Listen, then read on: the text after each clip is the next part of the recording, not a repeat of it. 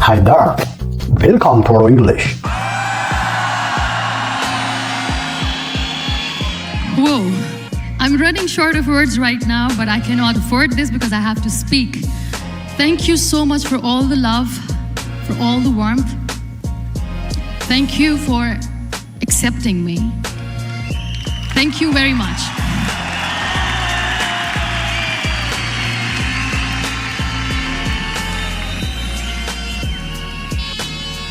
Well, I always start my talk with a disclaimer. And that disclaimer is that I've never claimed to be a motivational speaker. Yes, I do speak, but I feel more like a storyteller because wherever I go, I share a story with everyone. Well, it is a story of a woman whose perfectly imperfect life made her who and what she is today. It's the story of a woman who, in pursuit of her dreams and aspirations, made other people realize that if you think that your life is hard and you're giving up on that because you think your life is unfair, think again. Because when you think that way, you are being unfair to your own self. It's the story of a woman who made people realize that sometimes problems are not too big. We are too small because we cannot handle them.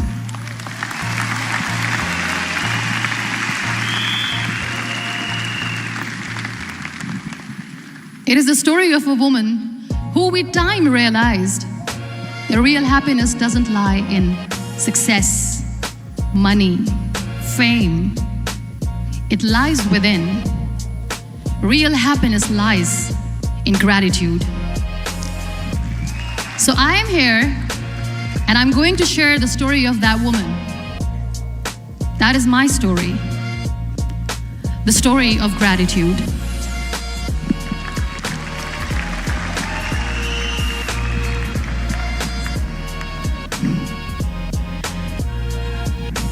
I love you too. I love you all.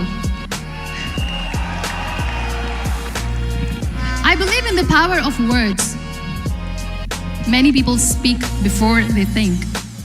But I know the value of words. The words can make you, break you, they can heal your soul, they can damage you forever. So I always try to use the positive words in my life wherever I go.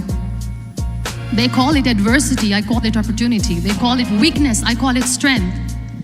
They call me disabled, I call myself differently able. They see my disability. They see my disability, I see my ability. There are some incidents that happen in your life, and those incidents are so strong that they change your DNA. Those incidents or accidents are so strong that they break you physically. They deform your body, but they transform your soul.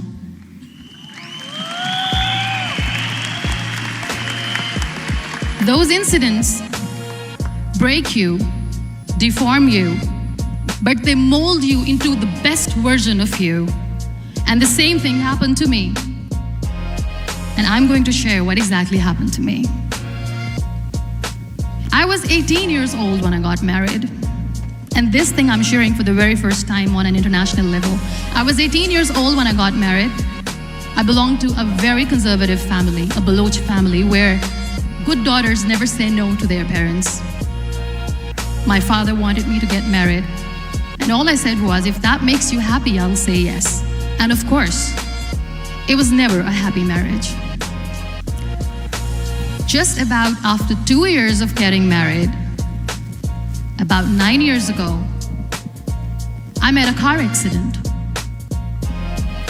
Somehow my husband fell asleep and the car fell in the ditch. He managed to jump out, saved himself. I'm happy for him. But I stayed inside the car and I sustained a lot of injuries. The list is a bit long. Don't get scared. I'm perfectly fine now. Radius ulna of my right arm were fractured. The wrist was fractured. Shoulder bone and collarbone were fractured. My whole rib cage got fractured. And because of the ribcage injury, lungs and liver were badly injured. I couldn't breathe. I lost urinary bowel control. That's why I have to wear the bag wherever I go. But that injury that changed me and my life completely as a person and my perception towards living my life was the spine injury.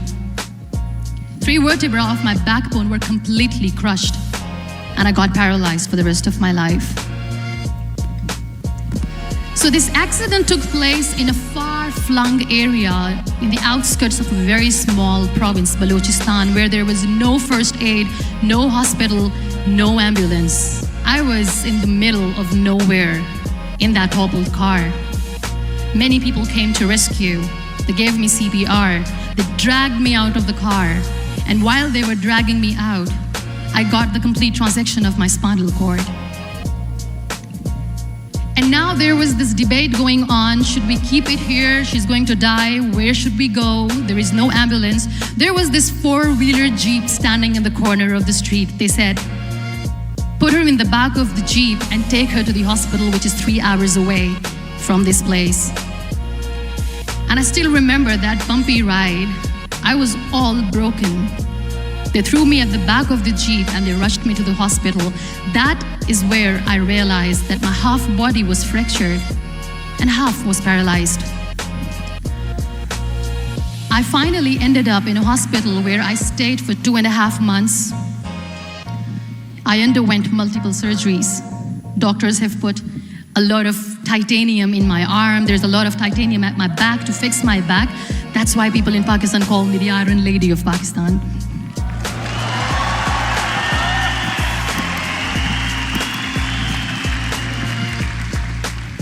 Sometimes I wonder how easy it is for me to describe all this all over again. And somebody has rightly said that when you share your story and it doesn't make you cry, that means you have healed.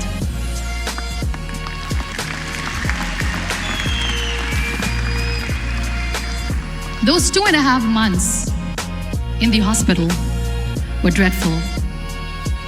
I will not make up stories just to inspire you. I was at the verge of despair. One day, doctor came to me and he said, well, I heard that you wanted to be an artist, but you ended up being a housewife. I have a bad news for you. You won't be able to paint again because your wrist and your arm are so deformed, you won't be able to hold a pen again. And I stayed quiet. Next day, doctor came to me and said, your spine injury is so bad, you won't be able to walk again. I took a deep breath and I said, it's all right. The next day, doctor came to me and said, because of your spine injury and the fixation that you have in your back, you won't be able to give birth to a child again. That day, I was devastated. I still remember, I asked my mother, why me? And that is where I started to question my existence. Why am I even alive? What's the point of living? I cannot walk, I cannot paint, fine, I cannot be a mother. And we have this thing in our heads, being women, that we are incomplete without having children. I am going to be an incomplete woman for the rest of my life. What's the point? People are scared. They think I will get divorced. What is going to happen to me? Why me? Why am I alive? We all try to chase this tunnel. We all do this because we see light in the end of the tunnel, which keeps us going. My dear friends, in my situation, there was a tunnel that I had to roll on, but there was no light. And that is where I realized that the words have the power to heal the soul. My mother said to me, this too shall pass. God has a greater plan for you. I don't know what it is, but He surely has.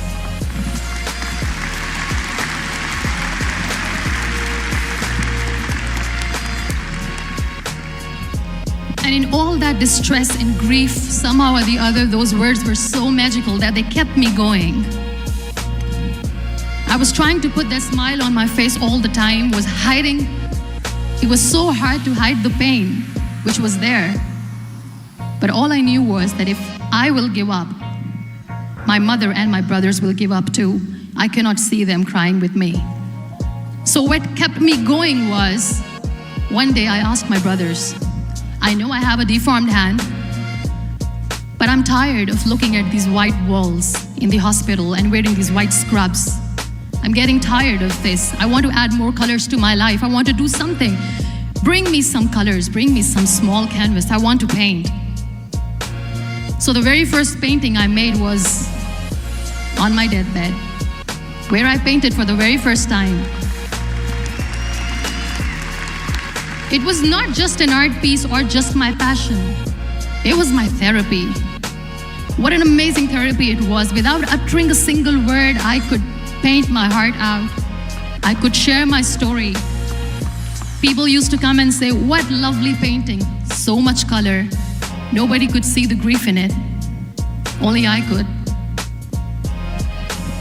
So that's how I spent 2.5 months in my hospital, crying, never complaining or whining, but painting.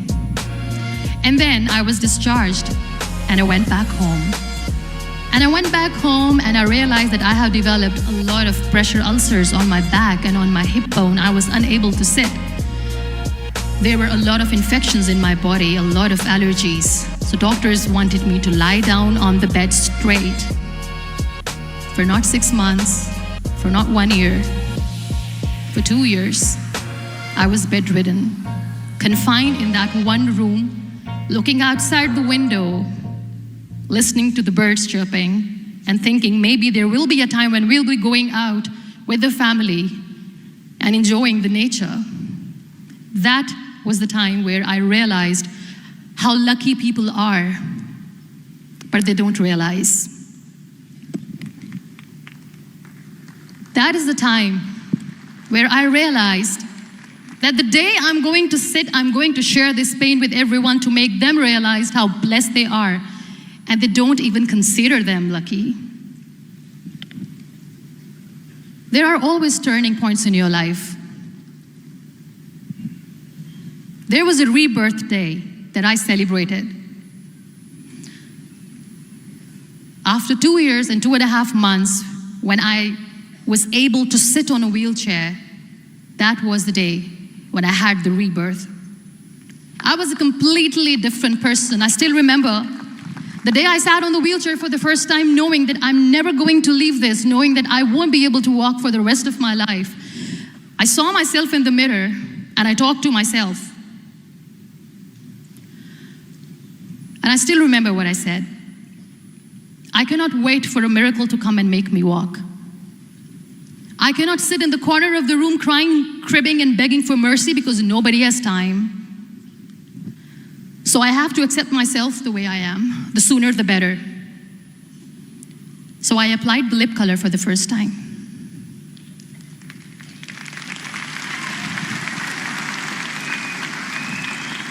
And I erased it. And I cried. And I said, what am I doing? A person on a wheelchair should not do this.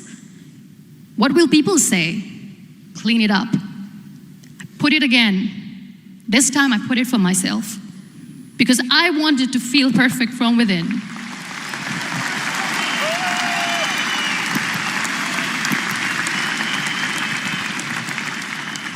And that day I decided that I'm going to live life for myself.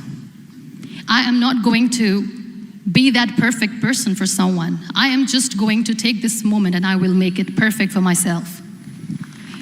And you know how it all began? That day I decided that I'm going to fight my fears. We all have fears. Fear of unknown, fear of known, fear of losing people, fear of losing help, money.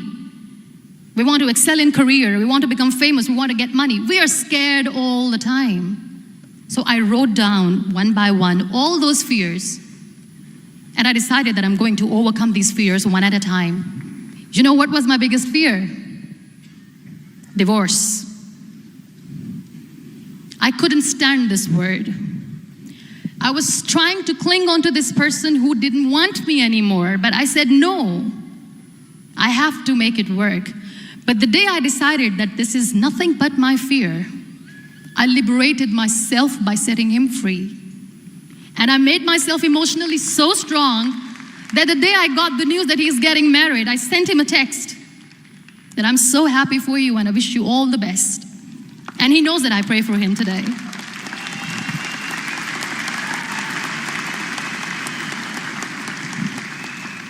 My biggest fear, number 2, was I won't be able to be a mother again. And that was quite devastating for me. But then I realized there are so many children in the world, all they want is acceptance.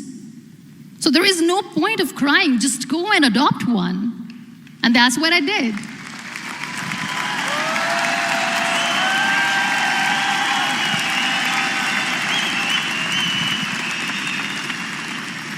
I gave my name in different organizations, different orphanages. I didn't mention that I'm on a wheelchair, dying to have a child. So I just told them that this is Muniba Mazarri and she wants to adopt a boy or girl, whatsoever, but I want to adopt a kid. And I waited patiently. 2 years later, I got this call from a very small city in Pakistan. I got a call and they said, "Are you Muniba Mazarri? There is a baby boy and would you like to adopt?" And when I say yes, I could literally feel the labor pain. I said, yes, yes, I am going to adopt him. I am coming to take him home.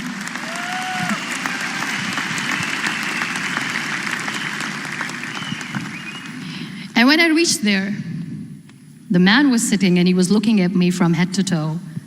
And in back of my head, I kept thinking that, oh my God, he is going to say she's on the wheelchair, she doesn't deserve it. How is she going to take care of him? And I looked at him and I said, do not judge me because I'm on the wheelchair. But you know what he said? He said, I know you will be the best mother of this child. You both are lucky to have each other.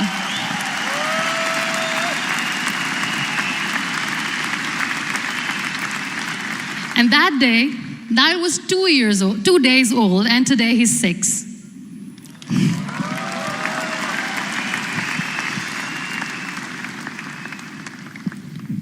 You'll be surprised to know another bigger fear that I had in me. It was facing people. I used to hide myself from people. When I was on bed for 2 years, I used to keep the door closed. I used to pretend that I'm not going to meet anyone, tell them that I'm sleeping. You know why? Because I couldn't stand that sympathy that they had for me. They used to treat me like a patient. When I used to smile, they used to look at me and say that, you're smiling, are you okay? I was tired of this question being asked, are you sick? Well, a lady yesterday at the airport asked me, are you sick? And I said, well, besides the spinal cord injury, I'm fine, I guess.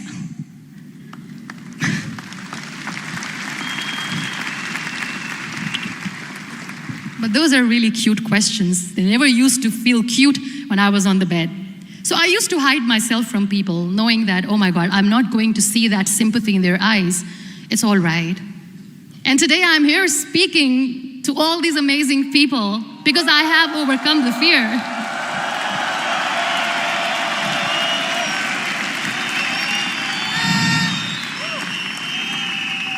You know, when you end up being on the wheelchair, what's the most painful thing?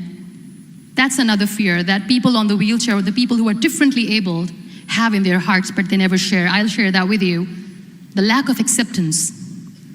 People think that they will not be accepted by the people because we, in the world of perfect people, are imperfects. So I decided that instead of starting an NGO for disability awareness, which I know will not help anyone, I started to appear more in public. I started to paint. I always wanted to. I have done a lot of exhibitions. I'm Pakistan's first wheelchair-bound artist. I have done a lot of modeling campaigns, different campaigns for brands like Tony and Guy.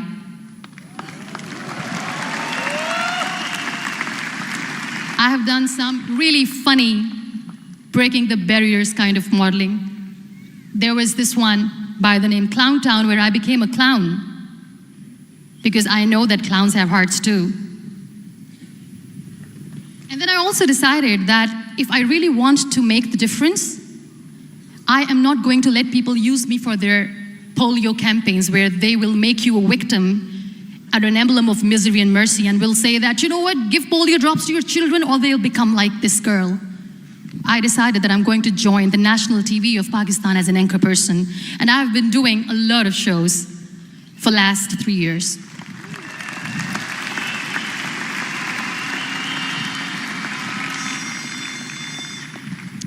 So when you accept yourself the way you are, the world recognizes you. It all starts from within. Thank you.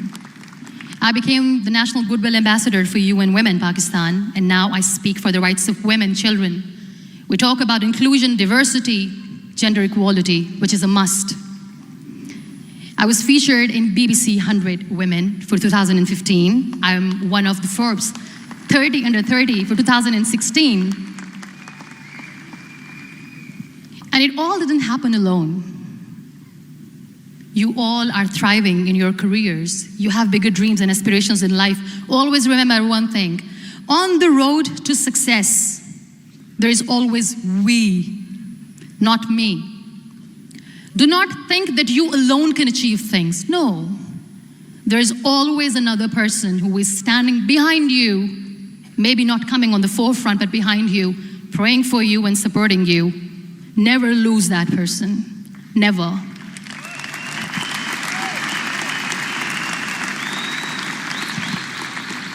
No matter how much I say that I couldn't find a hero, so I became one, I still want to recognize those 3 people in my life who literally changed my life completely, and I get inspiration from them every single day. Waleed Khan.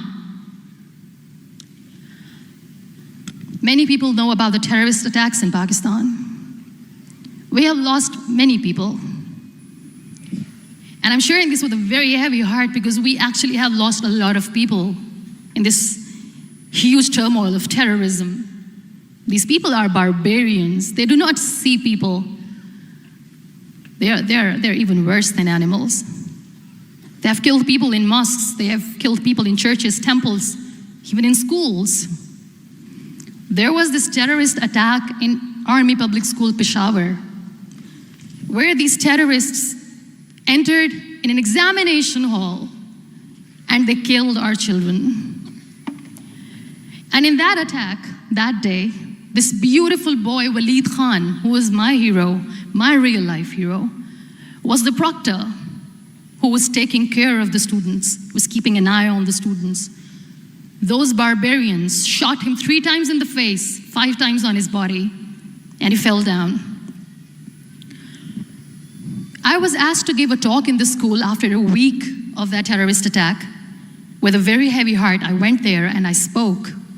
We sang a few national songs. I thought that maybe I've done my part, but deep inside, it was killing me. I could see children injured. I could see children sitting on the wheelchairs, looking at me, wondering, what next? What was our fault? Just because we were here to give examination, we have been shot. So many people, so many children lost their friends. Their classrooms were empty. The next day they went to the classroom. So this kid, Waleed Khan, I was asked that he is in a hospital right now and you have to go and see him and motivate him and tell him that it's going to be okay. And when I saw Waleed Khan coming on the wheelchair for the first time in front of me, face was all deformed. His leg was fractured, his arm was fractured. He couldn't talk, he lost his teeth. He cannot sneeze, he cannot smell. He cannot eat. And I kept thinking, what should I say? That everything is going to be all right? No, nothing is all right. And while I was juggling with the words, what to say, what not to say, this beautiful child, Waleed Khan, came to me and he said, "Are you Muniba Mazarri?" I said, "Yes." He said, "Baji, let's take a selfie."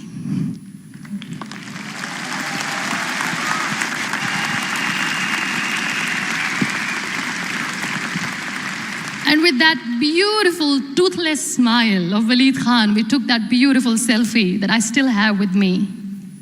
I don't share that here because he was in a very bad shape that time. And that is where I realized that when I was thinking too much about his deformities, he's happy with himself. He doesn't even care. Because today he goes in the same school, And when somebody asks him that what happened to your face, why so many scars, you know what he says? These scars are my medals and I wear them with pride.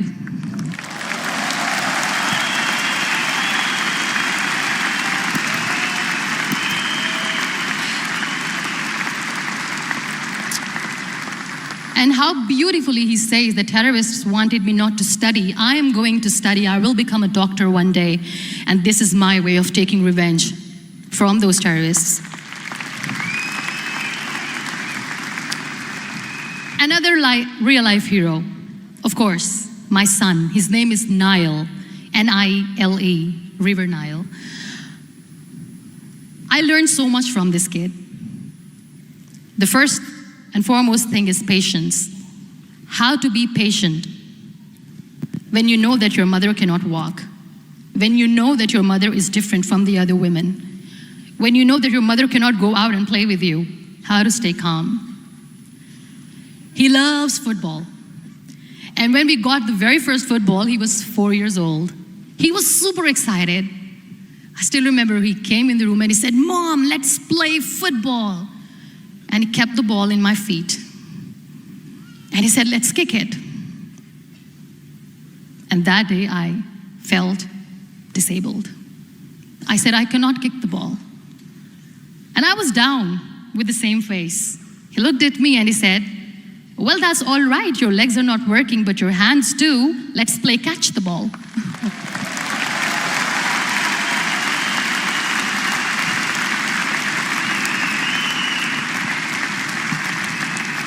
You know what, that day he made me realize that when you think your glass is half empty, come on, your glass is half full. It's all in here and here. Last but not least, the woman who made me realize that heroes have no gender. The woman who believed in me even when I was completely at the verge of despair, where everybody left, she was there. And every time I looked at her, without saying anything, she used to look at me and said, "This too shall pass. God has a bigger plan. And one day you will say that, oh my God, that is why God has chosen me." She never cried in front of me. She has always said that there will be haters, there will be naysayers, there will be disbelievers, and then there will be you proving them wrong. My mother.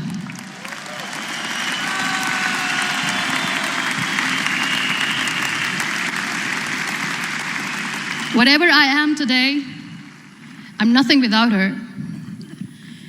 I'm nothing without her. Thank you, Mama. I wish you were here. Thank you for making me who I am today.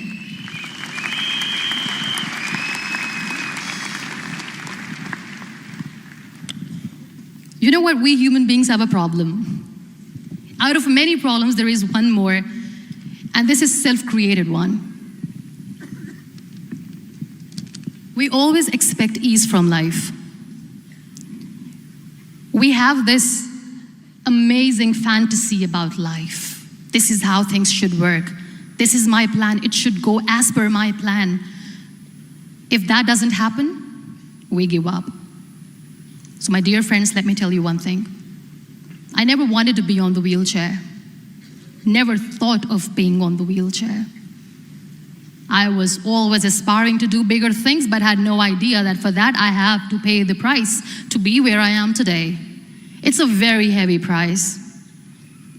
This life is a test and a trial, and tests or trials are never supposed to be easy. So when you're expecting ease from life, and life gives you lemons, then you make the lemonade, and then do not blame life for that, because you were expecting ease from a trial. Trials make you a stronger, better person.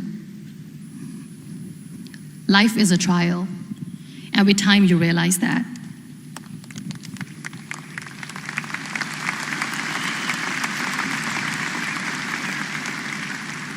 It is okay to be scared. It is okay to cry. Everything is okay, but giving up should not be an option. They always say that failure is not an option. Failure should be an option, because when you fail, you get up, and then you fail, and then you get up, and that keeps you going. That's how humans are strong.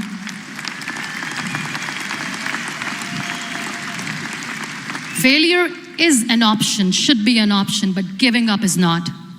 Never. We have this thing in minds. We call it perfection. We want everything perfect. We want ourselves to be perfect. There is this image in our head about everything. Perfect life, perfect relationships, perfect career, perfect amount of money that we need to earn no matter what.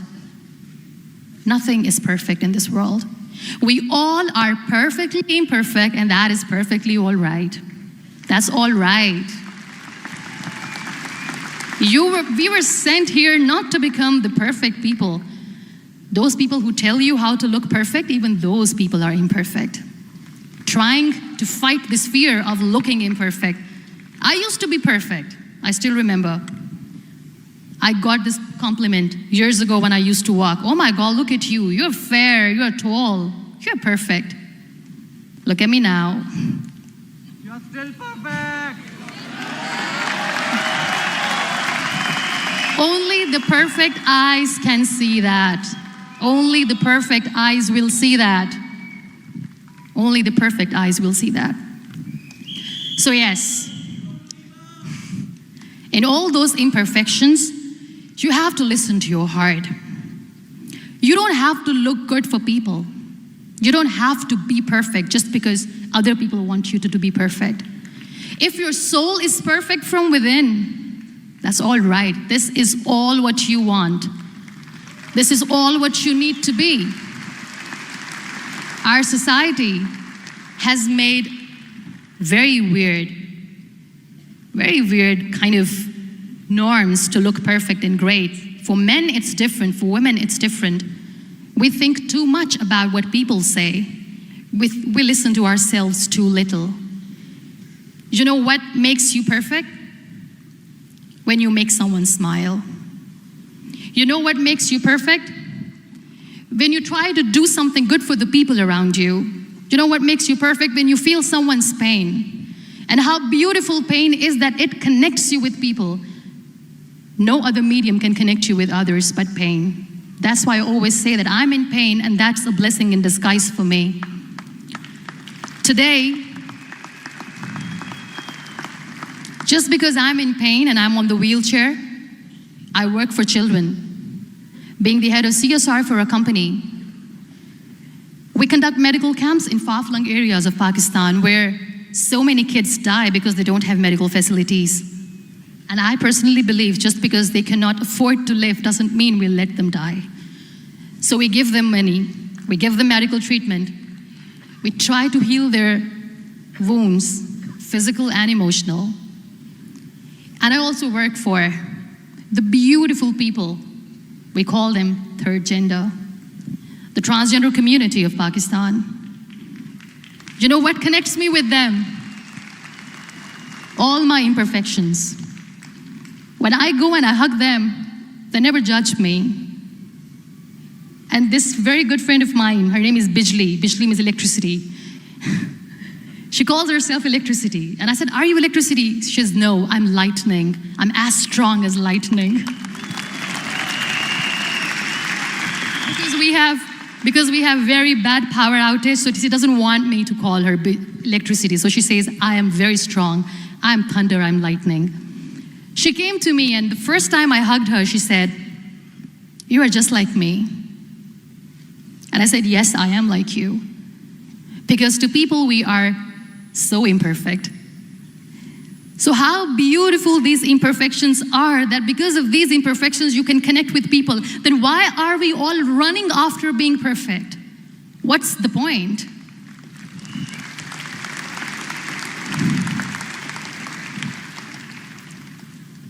Every time I go in public, I always smile. It's always a big toothy smile on my face, and people ask me, don't you get tired of smiling all the time? What's the secret? I always say one thing, that I have stopped worrying about the things that I have lost, the people that I have lost. Things and people who were meant to be with me are with me. And sometimes, somebody's absence makes you a better person. Cherish their absence. It's always a blessing in disguise. I always say that People are so lucky they don't even realize. You must be thinking, okay, you're lucky in what sense? Well, the breath that you just took was a blessing. Embrace it.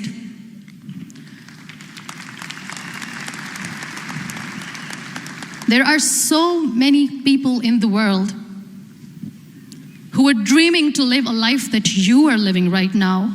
You have no idea. Embrace each and every breath that you are taking. Celebrate your life. Live it. Don't die before your death. We all die.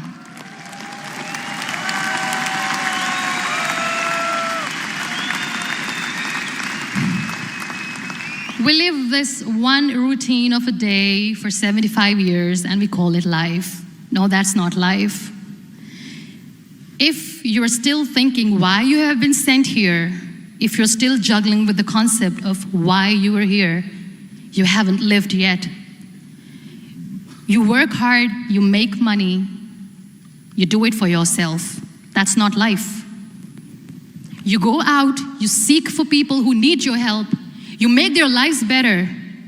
You become that sponge which can absorb all the negativity, and you become that person who can emit beautiful, positive vibes. And when you realize that you have changed someone's life, and because of you, this person didn't give up, that is the day when you live. Always.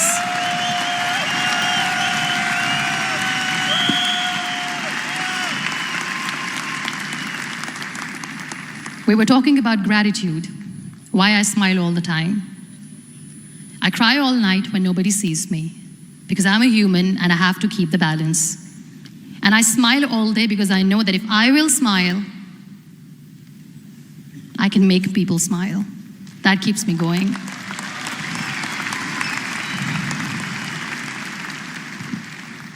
Be grateful for what you have, and you will always, always end up having more.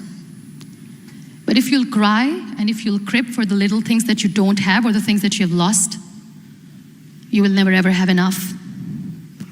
Sometimes we are too busy thinking about the things that we don't have that we forget to cherish the blessings that we have.